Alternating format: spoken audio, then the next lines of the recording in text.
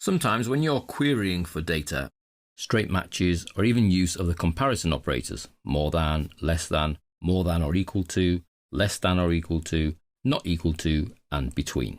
Just not enough, and we need to involve and make use of wildcards. Now, a wildcard allows you to replace part of the criteria with a simple character that effectively means can be anything. Let's see this in action because it will make more sense. So we're going to create a new query in Design, TBL Customers, and we'll have the first name and their last name. Now, as we know, that will get everybody, and we could even add in a bit of sort and first name, and let's put them the other way around. Now, if we wanted to see everybody whose name began with a particular letter, then this would require a wildcard. So if we wanted to know everybody whose surname began with B, we would put B and then an asterisk. The asterisk is the wildcard in Access to mean any number of characters. So anything could follow the B. The B has to be in the first position, but then there can be anything in the second, third, fourth, fifth, sixth, seventh. If, for example, we wanted all the Macs, then we could put MC, wildcard, and it would mean everyone would have to begin with MC. Let's go back to our little B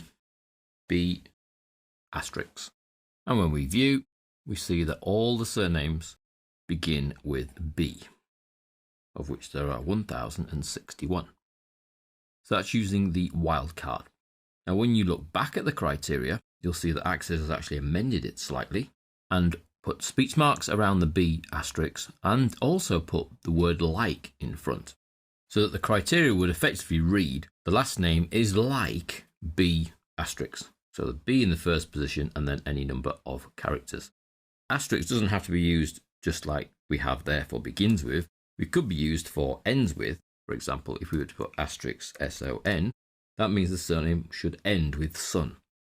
Again, when you tab or leave that criteria cell, Access does the little work of putting the like in and the speech marks because we're dealing with text.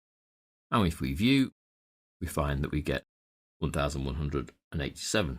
And we have Anderson, so it's the last three letters, Carlson, Harrison, Henderson. So there we see that the last three letters, because that's what we've asked for, and then anything before the asterisk, any number of characters, regardless. That's what the little wildcard's for. Now, sometimes you actually only want to allow a change in a single character. In that case, you would need to use the single wildcard, which is the question mark. And that can be useful in its own. So if we go back to the surname, delete the criteria we have, and do SM question mark TH, here we're saying the first two characters must be S and M, the last two characters must be T and H, and then there must be only a single character between the beginning two letters and the end two letters, but that intervening character can be anything. So we're looking at Smith, Smoth, Smath, Smythe.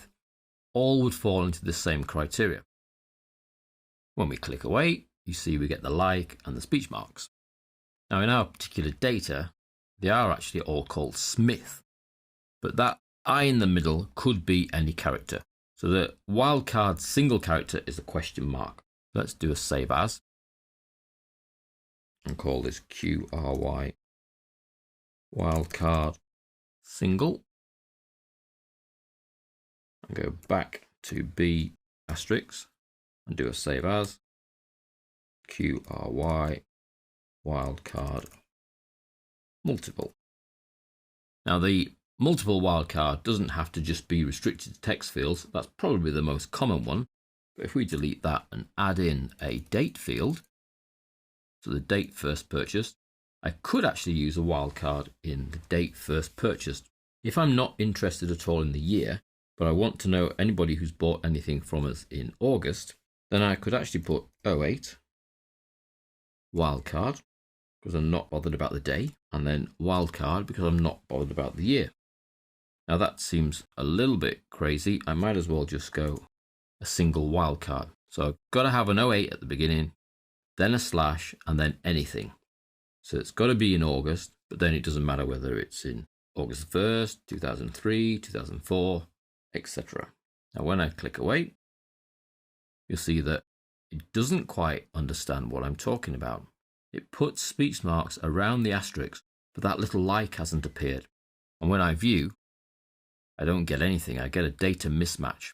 So in this case, if you try to use wildcards with a date, we have to play a little bit clever by removing those speech marks that Access has putting the word like at the beginning, and then putting our speech marks around the whole thing. So around the 8 and the slash and the asterisk and the speech marks. Now you'll find that because it's treating the whole lot as a string, it will now try find a match. And when we do view, all of the first purchases must now be in August, regardless totally of what the day in August is and of what the year for August is. So that's a clever little use of the wildcard in dates. Just have to be a little bit careful that you must put the word like in and the correct speech marks for Access really to spot what you're trying to do. Otherwise, it just tries to put speech marks around the asterisks, and that doesn't do what we want it to do, which is to find a string that begins with 8, slash, and then anything after it, hence the wildcard. So you see we can use wildcards in text strings mainly, but they can also be used in date strings for trying to find a match on the criteria that you're looking for.